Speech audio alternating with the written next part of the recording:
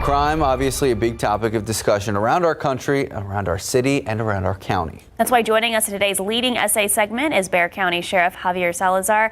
Good morning, Sheriff. Thank you so much for making time for us. And Viva Fiesta. I hope your Fiesta week is off to a good start. Good morning, Max and Sarah. Yes, ma'am. Viva Fiesta. We had a great time yesterday. We were at all kinds of events. Today is a little bit more about honey-do lists.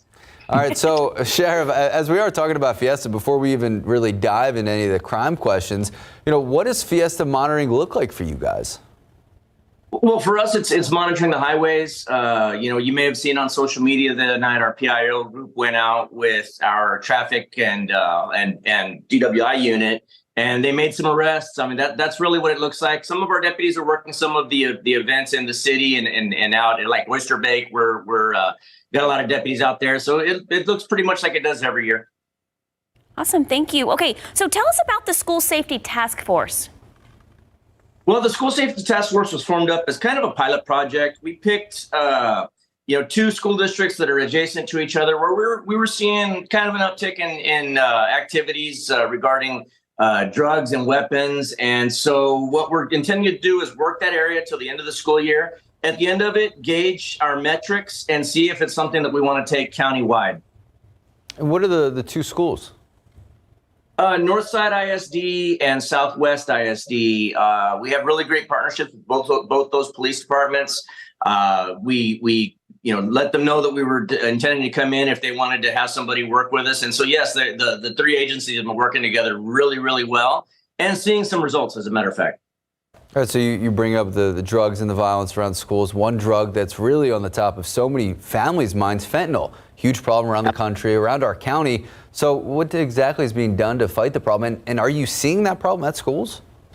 Well, we're not necessarily in schools with the fentanyl to a large extent. I mean, it's something that we do see, but we have seen some young folks die as a result of fentanyl. So one of the things that we're doing is that I myself have started teaching a course. It's called One Pill Can Kill. It's DEA information that they gave over to us.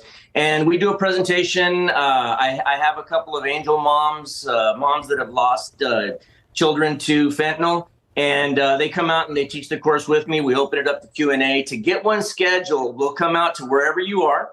And the email that you can send an email to request one of these presentations is onepill@bear.org. onepill@bear.org. And Sheriff, we just ran a story of a local teen caught with drugs and guns. So what do our latest crime numbers look like? Are there any particular trends that jump out to you?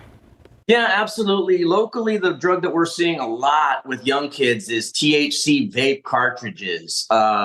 Just so parents can educate themselves, we actually have a PSA that we produced on THC to let parents know what it is and what it looks like. The scary thing about this is it can look like anything and it can smell like anything. Parents say, well, I never smell marijuana coming from their room, and this doesn't smell like that. The effects of it are much, much higher. It can be made to smell like cotton candy, perfume, potpourri, things like that. But what the really scary part about this is what we've seen kids are willing to do to each other to get this drug. We've actually seen some murders as a result of a $30 hit of THC cartridges. So obviously the last month or so, we had a lot of those top headlines being human smuggling cases. Is that still a big prevalent issue? And then we know, I believe May 11th, Title 42 expected to be lifted. What does that mean for our local Central, South Texas law enforcement? Well, from our federal partners and our state partners, we are hearing that it's going to be an influx of folks coming in. And, what that means is money for the cartels. They are making money hand over fist. And unfortunately, our current approach to it, I believe, is really just enriching the cartels. We need to try to find a way to, absolutely, welcome folks that are looking for a better life. But we also have to stop enriching the cartels to the extent that we have. The cartels are behind not just the smuggling issue that we've talked about, but also the fentanyl issue that we talked about. And quite frankly, they're behind a lot of our local crime that we're seeing. All right, Sheriff, before we go, Prop A is on the upcoming ballot. So what are your thoughts if passed, and what could that mean for our community? Well, I wouldn't, because we don't enforce city ordinances. We don't enforce city code. I certainly wouldn't be able to tell anybody vote for it, don't vote for it. What I can tell you, though, is that it won't affect Bexar County deputies, really.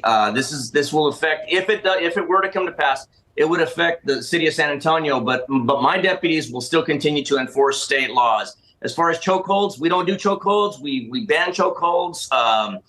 So there's some things in there that we already are complying with. But as far as the theft of service and graffiti type stuff, we will still be enforcing state law as it's written.